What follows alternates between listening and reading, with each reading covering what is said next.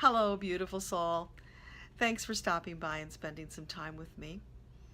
I wanted to share an experience with you because it was a real learning experience, and I always want to be real with you. And I want to let you know that, yeah, even though I spend a lot of time in the fifth dimension and my life is pretty much blissful on most days, there are still rough patches. There are still things that knock me off my pins, and this was one of them. So let me tell you a little about it. I belong to this organization.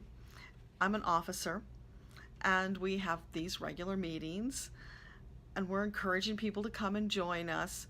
It's a lovely group, and it's such a delight to interact with these people. Well, here we are, it's nearing the holidays, and we decided that this year, for our holiday party, we would invite people from some local chapters to come and join us for our holiday party, because we just wanted to spread the wonderful feeling that we have in our group. Well, through kind of a misfortune, the message that was sent out went out to a group of people that shouldn't have gotten it, and it also went out with the reply to sending it to everybody on the list. So all of the messages that were going back and forth from people saying, hey, why am I on this list, blah, blah, blah, everybody got them, so they're getting more annoyed. Then this message comes through from this woman, and this is the part that's so difficult. It was a personal attack on me. Now, I didn't send the message. Why she decided to attack me is a mystery. But she claims that I am using this organization to recruit people into the occult because I'm this witch.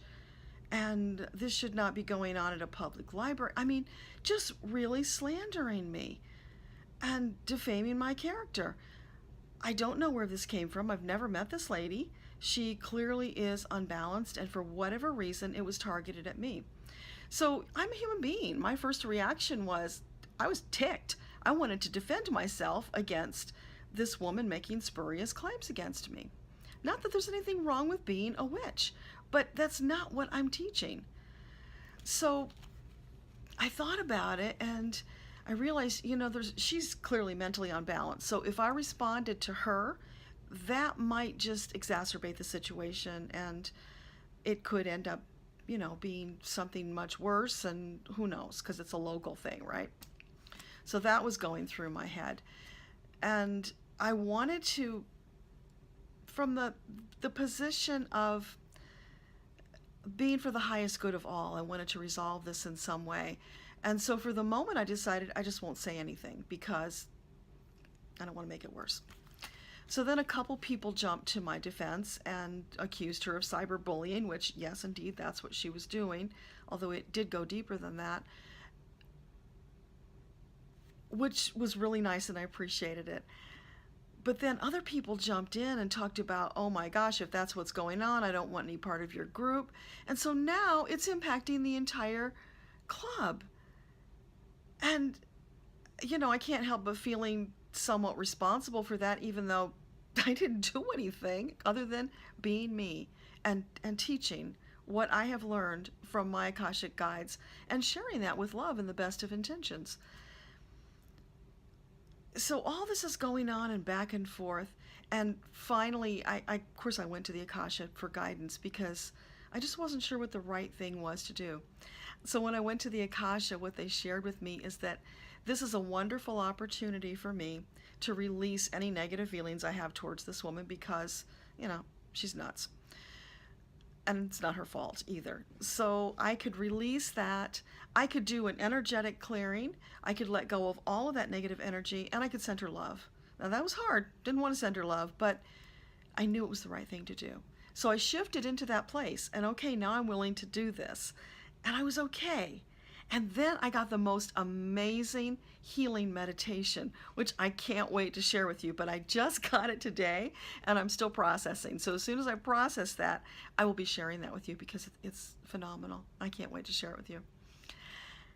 Okay, so everything is good, right? Moving forward. And then another email comes in from some person who claims that, hey, I've got all this experience running these organizations, and here's what you did wrong, and this is what you should change, and you shouldn't allow this person to be doing all of this stuff. And I was knocked down again because here is this person meaning well, trying to help, but totally believing this person's spurious claims, not even bothering to ask, just assuming. And that, of course, led me into thinking about what's going on in our world right now, how there's so much distrust and animosity towards people who are different from us. And this just needs to change. We need to accept people for who they are and what they are and allow them to be them because we want the same for ourselves, right? So this was a huge teaching moment, which I wanted to share that with you. And think about how we can each do our part to step forward in light and love, to be who we are, honestly and vulnerably, and share, to be our authentic selves, and to help other people to do the same, to help them be comfortable being who they are. But I got to tell you, the other aspect of this is that it triggered some of those ancient fears from lifetimes ago when I was a light worker and I was tortured and killed and maimed. And I just wrote about that in my book, how so many light workers are hiding. They're afraid to come out and be their authentic selves because it's caused their deaths so many times before. And of course, I've processed a lot of that and it's mostly gone, but apparently there's still some more clearing to do there, because for that moment I stepped into that fear and, oh my gosh, what if this woman shows up with a gun at the library? And it will be because of me that other people get harmed. I don't know what to do about that. So I had to release all of that, let the fear go, step back into, as long as I am standing in my truth and living my purpose, I don't have to be afraid of those things because I won't attract them. That's just not part of my reality. So that's a really long story. I was trying to keep it short, but there's just so many details I had to share with you. I hope this all makes sense. I would love to hear from you, your thoughts about it, and whether it's been helpful for you and whether you might be able to use this yourselves in the future, or if you have similar experiences you'd like to share. Always delighted to hear from you.